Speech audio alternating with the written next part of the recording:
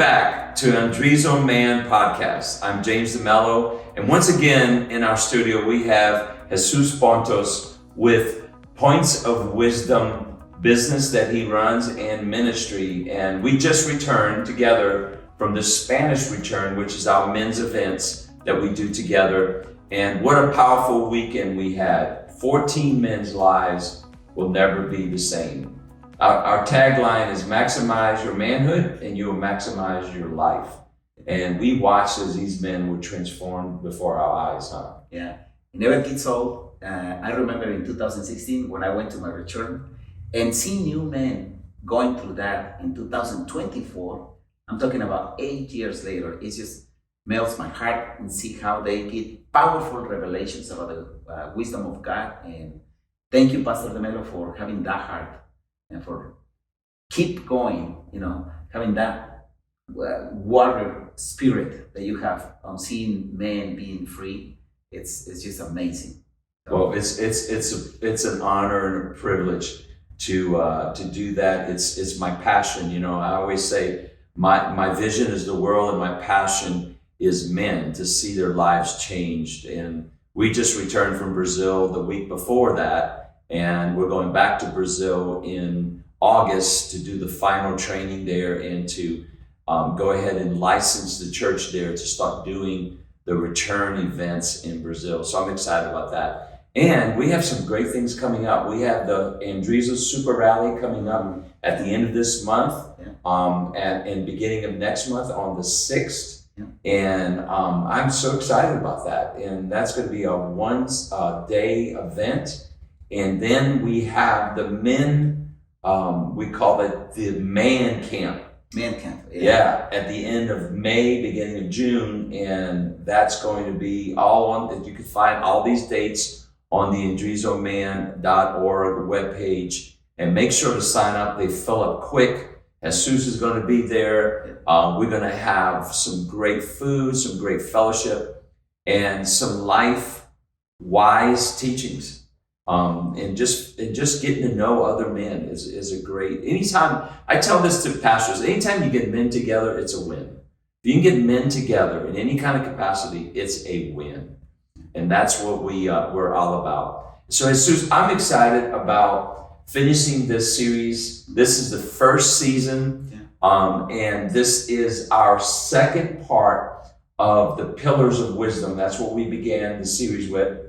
And there's been a lot of feedback about that. Men have loved it, and you had some great points to add to it. And so today we want to talk about part 2, and that is the benefits of wisdom. When you apply the pillars of wisdom, and you need to watch last episode to catch the teaching on the pillars of wisdom, the 7 pillars of wisdom that Proverbs talks about.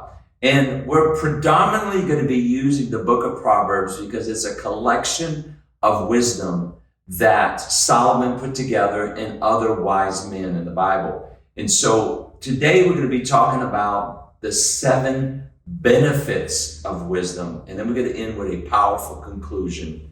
And I think you're going to enjoy it. So let's just jump right in. All right. And here's the first benefit of wisdom that I have found in scriptures. It's found in Proverbs 28:2, and we're going to be reading predominantly from the Passion Translation, one of my favorite translations. And it says this: a rebellious nation is thrown into chaos, but leaders anointed with wisdom will restore law and order. So my first benefit of wisdom that I see here, godly wisdom, of course, it's godly wisdom, not just any kind of wisdom, but godly wisdom, is that it restores law and order. It restores law and order. Wow. What do you think about that? The word rebellion already sounds a bell. Yeah. I hear the other day a preacher saying that hell is full of people that refuse to obey an instruction. So when you were talking, it was just like, what instruction am I not obeying today that might take me to chaos and destruction? what is the instruction? So I remember before I went to your garage, and I look at my garage, and I was like, your garage. When you want to see a man that is has disorder, just look at the garage or look at his car. And now my car was dirty. I'm talking before I went to the return, and I've been working on it a lot because my car was a mess. I got, I eat inside and I let everything there. My kids were there, and it was just trash everywhere. And I got my old clothes there. And if you go into my car, I will be embarrassed. Now I went to your car garage and I see how you have everything in order. Your range, your bicycle hanging. You got a lot of things that you put a lot of thought into your garage. It's a little, but it's order. And I look at my garage, and my wife always was telling me, when are you gonna fix the garage? And I was like, later, I don't have time. And people really can see when somebody has order in their life, everything comes a lot easier. Yeah.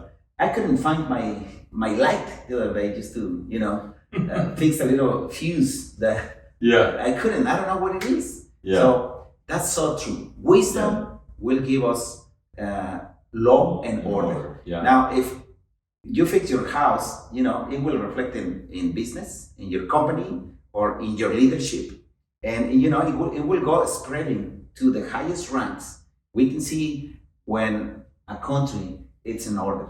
Yeah. Just when you go to Israel, my wife went the other day, and he said, I went to Palestine, and just by crossing the border, you see all this chaos right away, and I can see disobedience. Yeah. I can see a refusing of an instruction that God gave. Wisdom will teach you that. It's so true. When I started applying, Pastor, my life changed, and I'm continue always being aware where in my life where it's disorder, I have chaos, and it is that I need wisdom in that area. It gives people directions. Matter of fact, Proverbs 11:14 says that. It says, people lose their way without wise leadership, but a nation succeeds and stands in victory when it has many good counselors to guide it. I travel a lot. I go to a lot of nations. You were born in Mexico City and came to America. You have seen, even in your own nation, the chaos of when you don't have good, wise leaders. One translation says about Proverbs 28:2 that I quoted earlier. It says, a rebellious nation will have one leader after another. And we keep seeing these leaders, impeached, taken out of leadership, taken out of presidency, and then given another leader, and that leader's corrupt. And that's what happens when you don't have a leader that walks in godly wisdom, is that the nation suffers, the poor people suffer, the country loses its ability to be successful and to do well for their people. And so one of the greatest benefits of godly wisdom is that it brings law and order. Here's another scripture. Jesus, Proverbs 28:16. It says, abusive leaders fail to employ wisdom, but leaders who despise corruption enjoy a long and full life. So now we see that it not only restores law and order in a nation or in a home or in a business, but even in your own health.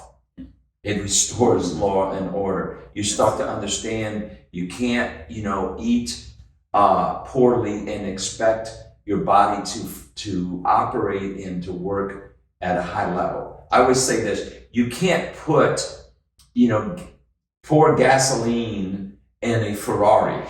It can be a great car, but you can't put bad gas in it. It's going to affect the quality of the car. We're consulting. Your wife is one of the greatest coaches for CEOs. And basically, I just remember what she told us last time we had a session with my wife. We are beginning to grow in another dimension that we never expected.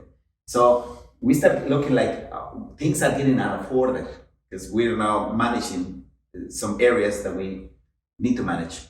And she said something powerful. I'm still got it right here, and it's he told us, both of us, disorder begat disorder, order begat order. So let's start structuring again and recube where the order is destroyed, so we can move up more. That's great. If we don't do that, we're gonna destroy ourselves. So that's good. That's good, amazing. boy. Thank you. That's good. The second benefit of godly wisdom is freedom from fear. I love this one. In Proverbs 1:33, it says, "But the one who always listens to me will live undisturbed in a heavenly peace, free from fear, confident and courageous. That one will rest unafraid and sheltered from the storms of life." So here we see that one of the benefits is a freedom of fear. Yeah. And men are fearful today in a lot of ways. They're fearful of the economy. They're fearful of our leaders. They're fearful of so many things. And we deal with that a lot in our events. Yeah. Tell me about that one. Well, I believe that the world it's moved by fear ever since COVID came and hit. This huge wave of fear. It's tormenting everybody. But that's the world. Wisdom will teach you faith. See things, the things that doesn't exist as it is already. And the only way to do it, and it's so true, the benefit is when you seek the counsel of God. God will teach you, move forward. But the key is sometimes we are too worried about what the things going to happen in the world that we forget to get into our secret place. And when you go to the secret place and you listen to the voice of God, man, you come up like a warrior, like an Andresa, with conviction. You come up with full of courage, and you're like ready to conquer the world, even though it might be falling apart. I'm a father right now of little kids. I'm a husband. I'm running a company. I'm running a ministry. I got all these men coming to me. They all are fearful, and I can trace where the fear is coming is that they have disconnect from wisdom. Yeah. And that's good. You connect to wisdom and you come up like a lion. Yeah.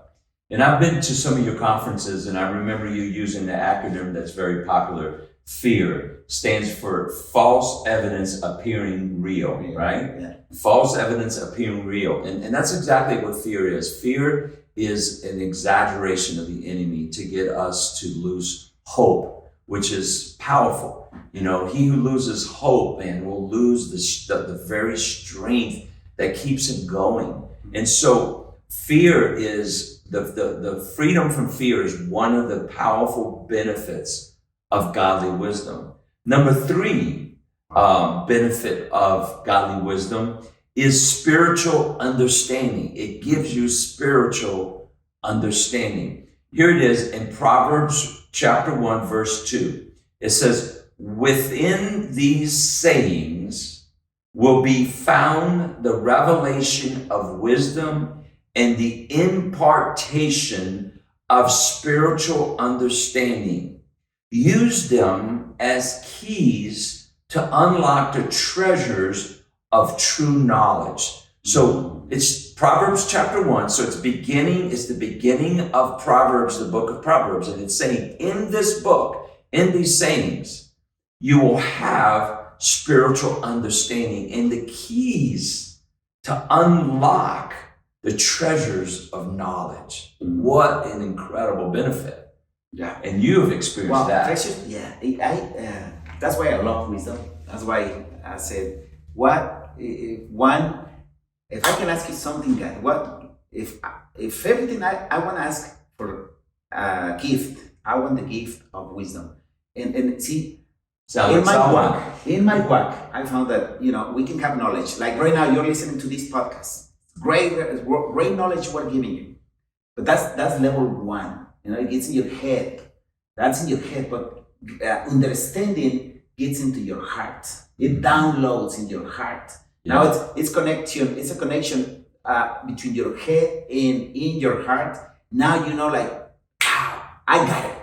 Finally, I got it. I got it. And then that provokes change. To me, wisdom is it's action. It's the application of the knowledge that you receive, the understanding that makes you click, and now like I gotta change. I gotta do this. Now I got it. We were at the return, and it never fails when men for the first time are reading the book of wisdom, Proverbs. and they're getting like, wow, I was doing this to my wife. I was using my tongue in a wrong way. I was doing this, and they just get it. They get the understanding. Now that understanding is the treasure that you're talking. Once you get that treasure in the knowledge that it was for you, man, I know that you already treasure. It's better than $1 million. Because it can turn your marriage around. Just one word that you understand, your business around, your health around. I mean, it just makes total sense. Boom.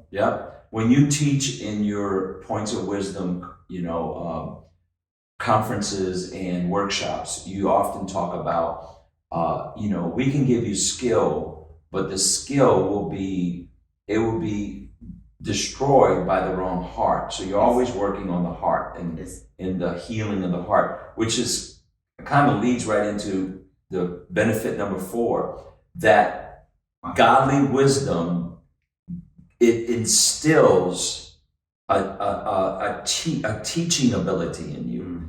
It instills the skill to teach. So godly wisdom gives you a skill to teach. And watch where it says in Proverbs chapter 1 again, verse 4, it says, these proverbs will give you a great skill to teach the immature and make them wise, to give youth the understanding of their design and destiny. I love that, because part of what we do at our events, our retreats with men, is that we're giving them the skills. You were talking about a minute ago, every morning we begin with Proverbs. We teach the Proverbs of that day. So if it's the 15th or the 16th, we will read chapter 16, and the men will read the chapter all in the group, and then we will discuss it. And that's what Jesus was talking about. Men are starting to see how they have lost the skill of wisdom, and they see the results of it in their house. And now we're giving them the skill of wisdom through the teachings of the Proverbs. And so talk about that. Yeah, I love, because Proverbs basically is always making a comparison between the fools and the wise. The fools and the wise. And I'm always kind of reading it to me, where I am a fool and where I am a wise.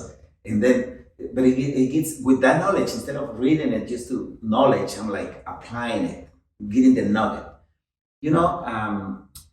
Talent will get you up there. Character will help you maintain. So that was let me tell you, when I understand that, I heard it for so many. I read books about character, a lot of books about skills, teaching skills, speaking skills, money making skills, but always I had it here. My heart was not fixed and always sabotaged me. How many men just what I told you, that nugget, talent will get you up there, but character will help you maintain it. So character is the king, but most men have it in their knowledge, but they don't really work hard at changing their heart. So when I understand that, I'm like, I gotta go get my heart fixed. I gotta find places, and I'm telling you, the return is the hospital, the emergency hospital for men. There are many men. I'm sure you've been traveling all over the world, thousands of men, and you see how skillful they are. When men talk about, how great they are and all these skills and how, but then you start talking about, let's talk about your heart. And disorder begins on family, the cows, provision, instructions, and most men never read Proverbs. And I'm gonna give you, it says the teachable, the wisdom helps you to teach other people. You know what is the number one sabotage in business? The most business owners are controlling. They don't like to teach. They don't like to teach others. They like to be controlling, and they end up doing everything in their business. They end up working a lot over hours, and their marriage will be self-sabotage later. Yeah. And how many stories do you know, men, that already are on their second, third, fifth wife, because they continue controlling every environment. A teachable spirit, when wisdom gets into you, a wise man will always be teaching the next generation, training the next people so they can take your place, so you can have more time and more freedom and more income. But most people never take that. But wisdom will teach you. Teach the next generation. Yeah.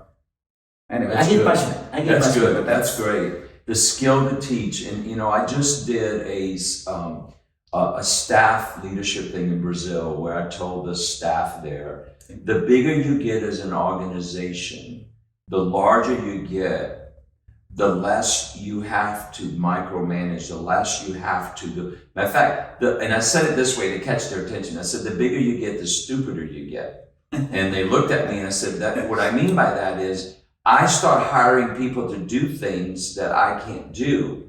I can't be trying to control them. I need to release them, but I don't know everything that's going on because I'm flying higher as a leader, and I have this skill to teach. So I'm teaching the staff, and they're growing, and we're hiring more skilled people to do things that I don't even know to do. Why would I want to be trying to figure out what they are gifted to do? So I have to let that go.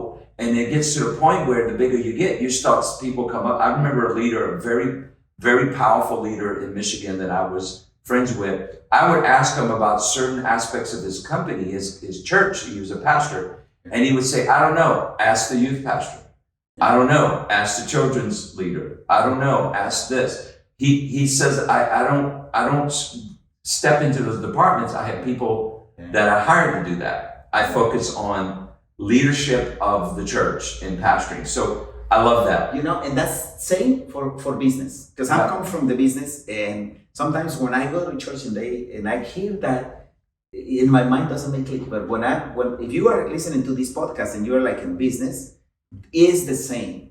Teach your very good leaders to delegate tasks, and then you will have a lot of free time to pursue higher things in your company, to pursue the vision that God gave you. And that's what this benefit of wisdom it will do for you. Yeah. So number 5 benefit of wisdom is it diffuses arguments. It diffuses arguments. I love this. Proverbs 15:1 says this: respond gently when you are confronted, and you diffuse the rage of another.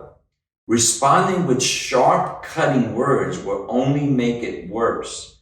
Don't you know that being angry can ruin the testimony of even the wisest of men?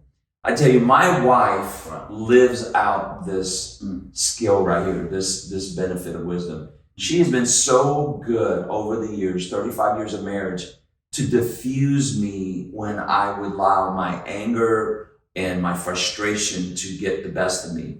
She was so good at diffusing me with words of calmness, of words of kindness. And I have another brother whose wife had a Latino blood in her, and she was the opposite. He would get upset, and she would just throw gas on it and make it worse. And then he would try to back away from the argument, and she would keep on getting him more and more frustrated. And this is powerful. As a kid, I was a scrapper. I got in fights. I was in a neighborhood where the pecking order started very young in first grade. I remember having my first fight in third grade over marbles, and just every year fighting. And I remember when God started getting hold of my heart and started changing the anger in me, and healing me from a lot of things that was causing the anger, how people would, confront me with things where I would normally fight. I learned how to diffuse the situation with wise words. And this is how we talk about. So that one, I think that the number one destructions in relationships are your words when they are talked out of anger. Yeah. because it is. I've heard about physical abuse or verbal abuse. It's more dangerous verbal abuse than physical abuse Mm-hmm. because that gets into your heart. And men, I remember when I was a fool in act anger, and even when I'm in the Lord, I'm still be anger. But now with wisdom, wisdom tells me, hey, it's a thermometer. Watch your words. When to say, stay quiet, and just rest, take a break, Yeah. then think, pray, and then now with later time come. Yeah. Use and always search your heart. Yeah. Because when we walk in anger, you know what I discovered? That's another revelation God gave me. Is because there is an unmet expectation that you had out of someone. Yeah. And you didn't confront it because we don't have the skill of confrontation. One of our conference that we have, Pastor, we spend one day at, we call it arming and disarming dissension, confronting the things that are really hard on any organization. Because most men, we never confront the right way, and we use harsh words that later kill the best relationships that you work. Wow. I'll tell you a story. I had a business partner. We opened an online educational company in 2013. This man, I saw his passion, he had the knowledge, but he had anger in his heart. But when he told me his story, he already was divorced twice. He already lost 2 companies. And this was the third partnership. He's 60. I was 30 back then. So we started working 4 years, day to day, hand to hand. The company finally, after many hours of work, it exploded. And it went to 30, we had clients in 30 countries. Money started coming in, pouring coming in. But the relationships that we had a CFO, we had a relationship manager. They ended up getting fired when I was out there selling or doing meetings. And I come back to the office and I was like, what is this guy? What is this guy? Oh, well, we got into argument and we just kind of, let it go. And they were really good. Those little things start affecting our everyday operations. Now I had to be dealing with customer service. I had to be dealing with some money issues. Then I didn't focus on my selling skill. Mm-hmm. And later I came back and he got in onto me about something. And that day, that was the end of the company. And then we got into financial troubles. Then we got into legal problems. And then our dreams went down real quick. Now later, it was his third marriage that he was already in battle. So at the end, he's now 64, 65. He never learned the lesson about wisdom. And now he's getting divorced, broke.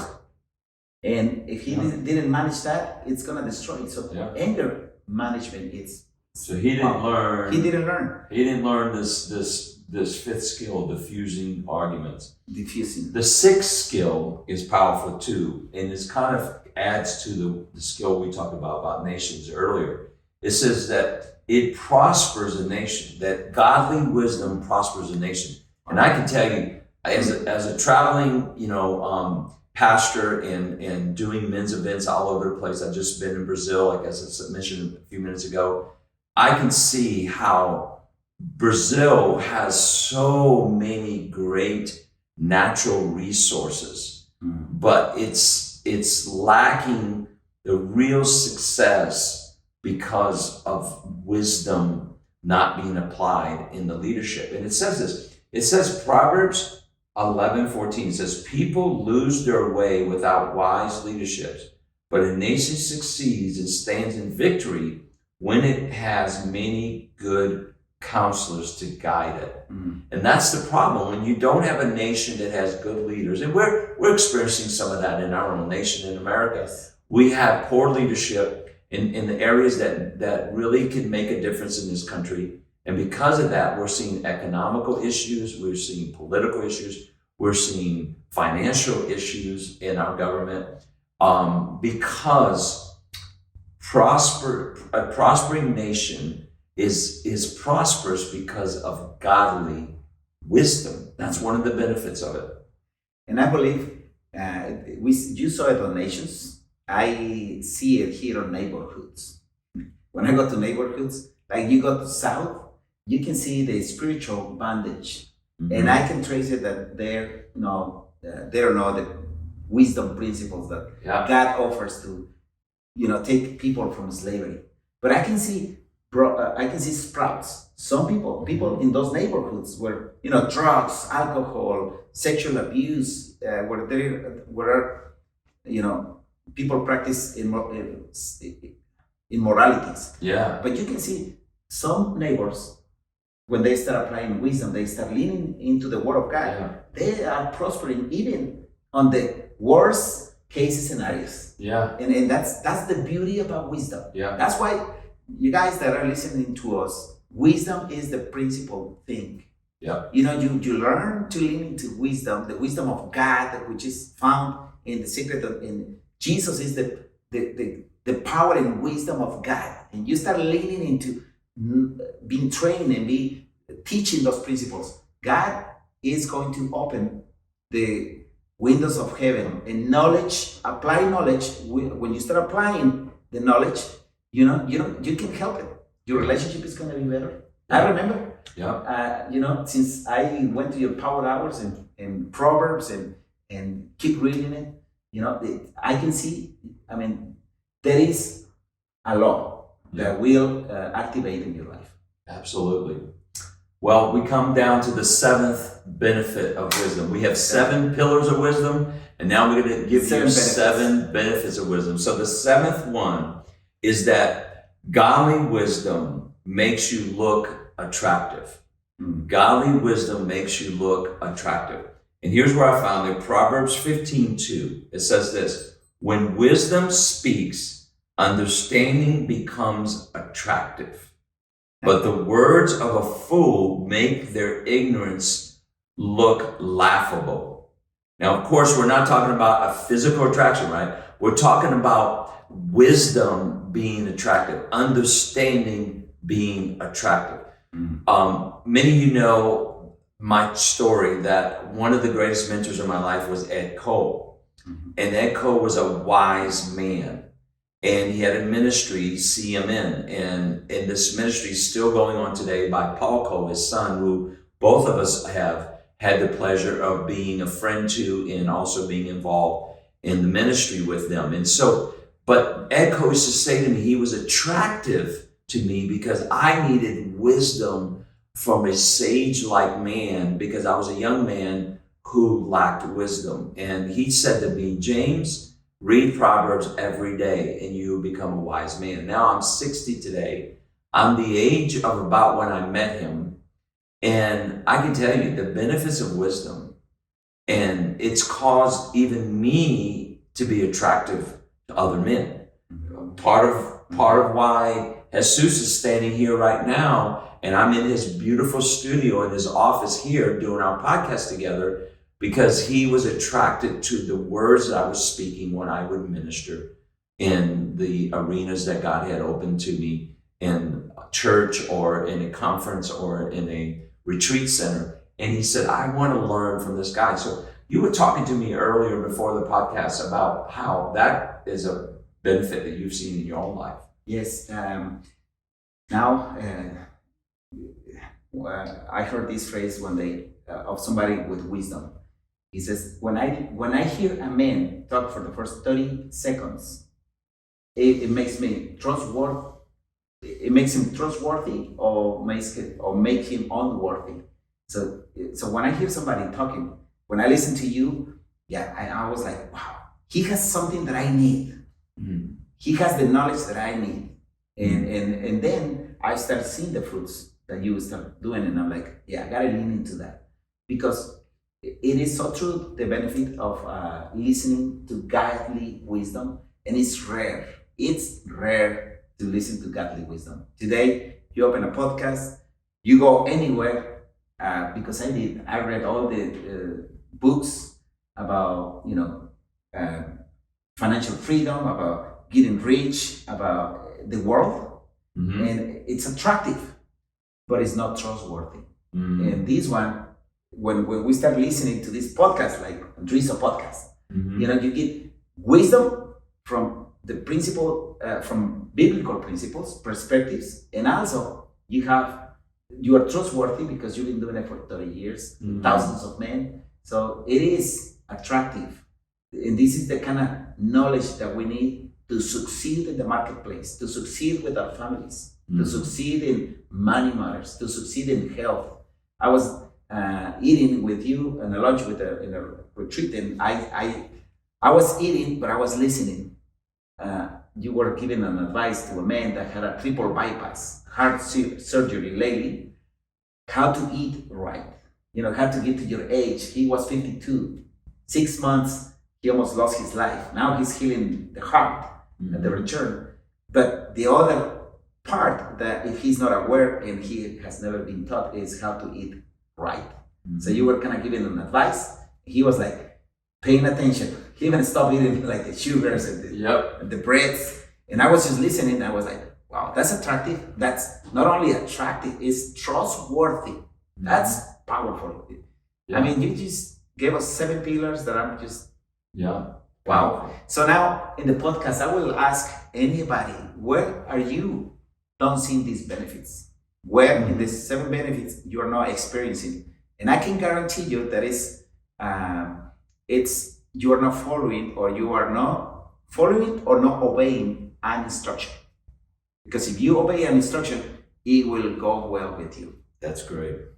You gave him a guy, if you start using this and this and this, you will live a long life. But if he goes back and didn't do nothing, he will have the consequences. Maybe you gotta do the 7 consequences of wisdom. I tell you, there might be another series right there. Well, this is a perfect time to bring this to a closing. This has been such great wisdom, and I hope you're getting a lot of it. And Jesus said something at the end there that I want to close with, because I want to give you some incredible thoughts here to end this series of wisdom. Solomon wrote the book of wisdom. He was one of the wisest men that ever lived.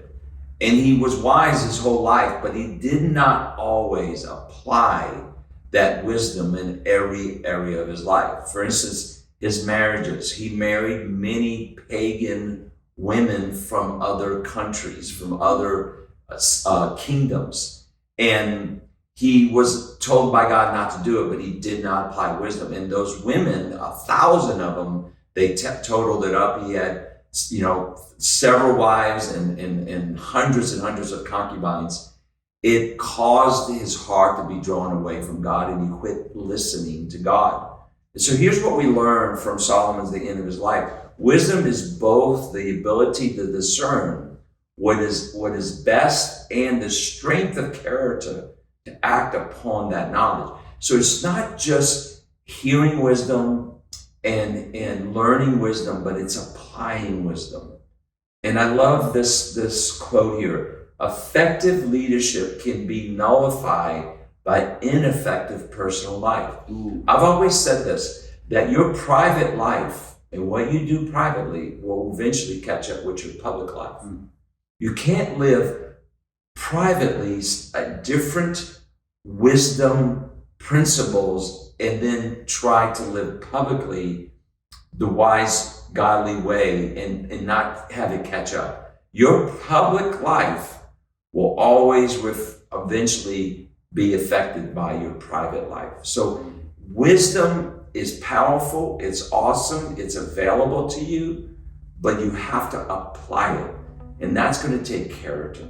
Amen? So I hope this has been a blessing to you. Remember to tune in to this podcast. Every week we're going to have something powerful for you, and I'll have different guests. Jesus will be probably on here a lot because he's a man of wisdom. He is a man that I really believe in, and I believe he has a lot to offer.